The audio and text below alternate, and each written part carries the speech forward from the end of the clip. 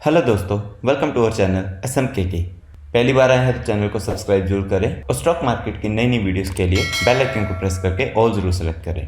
तो दोस्तों, इस वीडियो में हम मल्टीपल न्यूज़ कवर कर लेंगे और ये वाला हफ्ता बहुत ही इम्पोर्टेंट रहने वाला है। मतलब कल से जो असली मज़ा है वो स्टार्ट होगा, तो इसके बारे में हम डिटेल में थोड़ा देखेंगे। उससे पहले देखते हैं आज निफ्टी ने कैसा परफॉर्म किया।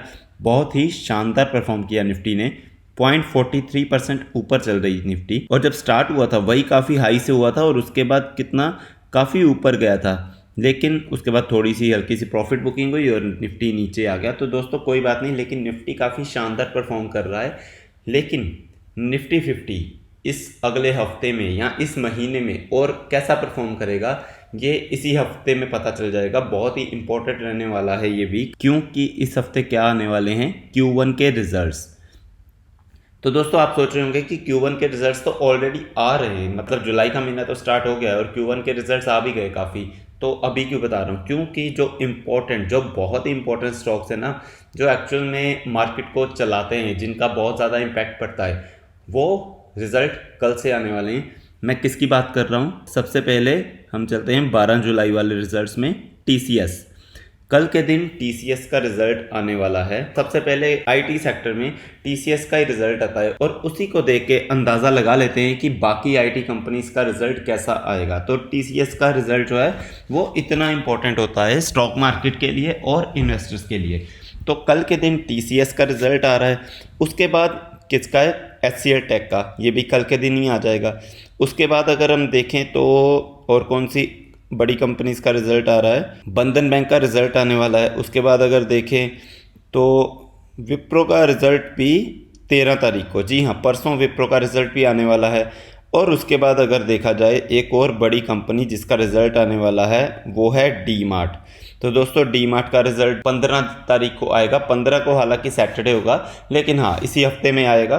तो ये सारी इंपॉर्टेंट कंपनी है। अब रिजल्ट आने से पहले क्या होता है, ये अपने हाइलाइट्स पेश करती है और एक्सपर्ट्स भी कुछ ना कुछ अंदाज़ा लगा के बैठे होते हैं, क्योंकि थोड़ी बहुत तो खबर उनको होती है। तो देख लेते हैं कि एक्सपर्ट्स क्या कहते हैं या कैसा रिजल्ट आएगा, क्या टाइमिंग है, वो सारा देख लेते हैं। तो सबसे पहले चलते हैं TCS में।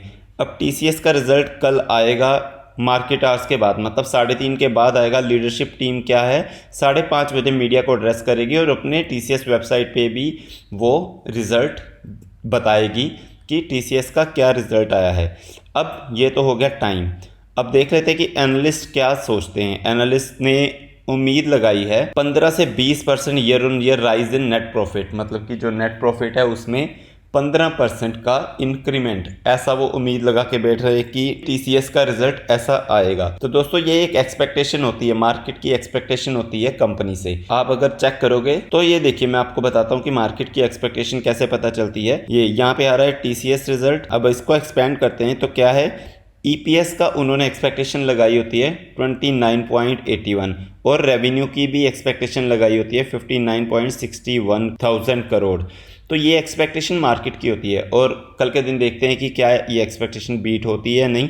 पिछली 2 बार से तो मिस हो रही है। अगर देखा जाए तो इतनी एक्सपेक्टेशन लगाई गई थी, लेकिन थोड़ा सा कम आया था EPS भी और रेवेन्यू भी थोड़ा सा कम आया था, क्योंकि मार्केट की एक्सपेक्टेशन इतनी बड़ी कंपनी से हमेशा ज़्यादा होती है। और TCS जैसी कंपनी 1-2 EPS मिस भी कर देती है तो कोई बड़ी बात नहीं होती, क्योंकि ये इसका देखोगे तो रेवेन्यू कितना 1000 करोड़, मतलब 60,000 80,000 करोड़ ऐसे रेवेन्यू आता है। तो ये बहुत बड़ी कंपनियां हैं और अगर 15 से 20% की नेट प्रॉफिट में एक्सपेक्टेशन की जा रही है तो उम्मीद है कि ये बीट कर जाएगी। नेक्स्ट हम बात कर लेते हैं कल के दिन ही जो रिजल्ट आएगा HCL टेक का, उसका भी 3:30 के बाद ही आएगा TCS के साथ ही। और इसमें क्या उन्होंने एक्सपेक्टेशन बताई है कि रेवेन्यू ग्रोथ जो है वो 6 to 8% दिखाई जा रही है। एनालिस्ट उम्मीद कर रहे हैं कि 6 से 8% की ग्रोथ ईयर ऑन ईयर होगी, यानी कि जो पिछले साल Q1 में रिजल्ट आया था, रेवेन्यू आया था, उससे 6 से 8% ज़्यादा रेवेन्यू होगा। तो विप्रो की अगर बात कर लेते हैं तो विप्रो के हिट्स ऑलरेडी आ चुके हैं। वो क्या था, revenue from operation increase 17.95% year on year.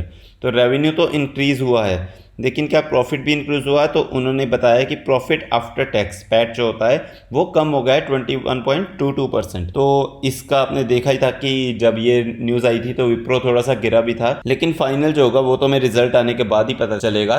तो ये 13 तारीख को परसों के दिन इसका रिजल्ट आ जाएगा, तो ये भी हमें पता चल जाएगा। और नेक्स्ट हम बात करते हैं डी मार्ट की। तो डी मार्ट बहुत ही नज़रों में रहने वाला है क्योंकि कुछ टाइम से इसका रिजल्ट ठीक ठाक आ रहा है और डी मार्ट काफ़ी डाउन भी चल रहा है। अगर आप देखें तो डी मार्ट 3833 पे चल रहा है। अगर एक महीने की परफॉर्मेंस देखें तो इसमें थोड़ा सा उछाल देखने को मिल सकता है, लेकिन 6 महीने की परफॉर्मेंस देख लो या 1 साल की परफॉर्मेंस देख लो तो डी मार्ट नीचे ही है।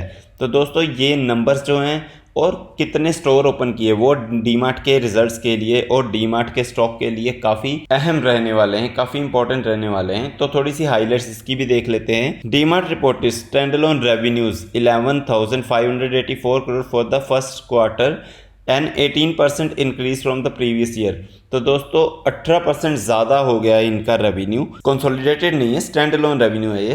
तो 18% इंक्रीज हो गया है। अब कंपनी ने 3 स्टोर्स भी ऐड किए हैं इस क्वार्टर में और स्टोर काउंट टोटल हो गया है 327, जो कि अच्छी बात है। दोस्तों वही बात है कि इसमें और कितना इंक्रीमेंट होगा या नेट प्रॉफिट जो है वो आफ्टर टैक्स कितना आएगा, तो ये सारी चीज़ें भी देखनी होती है। तो दोस्तों ये सारी चीज़ें तो बाद में ही पता चलेगी 15 तारीख को, लेकिन इसीलिए ये हफ्ता बहुत इंपॉर्टेंट रहने वाला है जो पूरी मार्केट को हिला के रख के दे सकता है, स्पेशली आईटी सेक्टर के लिए, क्योंकि बहुत ही दिग्गज company TCS, HCL tech and Wipro तीनों के रिजल्ट हमें इसी हफ्ते आने को देखने को मिलने वाले हैं। और कल से, मतलब कल और परसों 2 दिन में ही पूरी आईटी सेक्टर में पता चल जाएगा कि कैसा होगा, क्योंकि बाकी की आईटी कंपनीज भी फिर इन्हीं के रिजल्ट पे डिपेंड हो जाती हैं और आईटी सेक्टर कैसा परफॉर्म करेगा ये कल हमें इन्हीं के रिजल्ट्स के बाद ही पता चलेगा।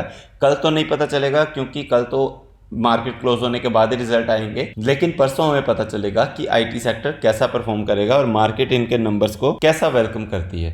तो दोस्तों नेक्स्ट एक और बड़ी न्यूज़ है जिसकी वजह से शेयर मार्केट पूरा हिल सकता है, वो है इन्फ्लेशन। तो इन्फ्लेशन का डेटा भी सामने आ सकता है और बहुत ही कम उम्मीद है कि एक्सपेक्टेशन से बेटर आए। एक्सपेक्टेशन क्या है? अगर हमें पुराना डाटा देखा जाए तो पिछली बार काफ़ी अच्छा इन्फ्लेशन का डेटा आया था। कितना? तो एक्चुअल में क्या डेटा था? 4.7% अप्रैल में आया था और 4.25% मई में आया था, जो कि बहुत ही कम था क्योंकि प्रीवियस देखिए 5.66% और अप्रैल में कितना रह गया था 4.7% और फिर उसके बाद 4.25%। तो इन्फ्लेशन जो है वो कम हो गया था परसेंटेज से, जो कि बहुत अच्छी बात होती है हर कंट्री के लिए। तो इस महीने का डेटा जो कि बहुत ही कम चांसेस है कि 4.25% को भी बीट कर देगा, अगर तो इसने कर दिया तो बहुत ही अच्छी बात है, मतलब फिर तो मार्केट बहुत भागता हुआ देखने को मिलेगा। लेकिन अगर बीट नहीं किया तो देयर आर चांसेस कि हमारी मार्केट थोड़ी सी गिरावट आ सकती है, मार्केट में निफ्टी में गिरावट आ सकती है। तो दोस्तों ये सारी हाइलाइट्स थी इस हफ्ते की जिसके ऊपर हमारी नज़र रहेगी और बहुत ही अहम हफ्ता होने वाला है। और मतलब यही नहीं, ये पूरा महीना जुलाई और अगस्त पूरा महीना ही बहुत इंपॉर्टेंट रहने वाला है क्योंकि दोनों महीने तक हमारे रिजल्ट्स आते रहते हैं Q1 पे। तो दोस्तों ये पूरा महीना ही बहुत इंपॉर्टेंट रहने वाला है, लेकिन जैसे कि आईटी सेक्टर के लिए ये बहुत चीज़ें इंपॉर्टेंट है। तो कल और परसों देखते हैं कि मार्केट कैसा बिहेव करती है और ये स्टॉक्स कैसा बिहेव करते हैं। तो दोस्तों मैं उम्मीद करता हूँ आपको ये वीडियो पसंद आई होगी। ऐसे ही स्टॉक मार्केट की जेन्युइन वीडियोज़ के लिए चैनल को सब्सक्राइब करें और बेल आइकन को प्रेस करके ऑल ज़रूर सेलेक्ट करें।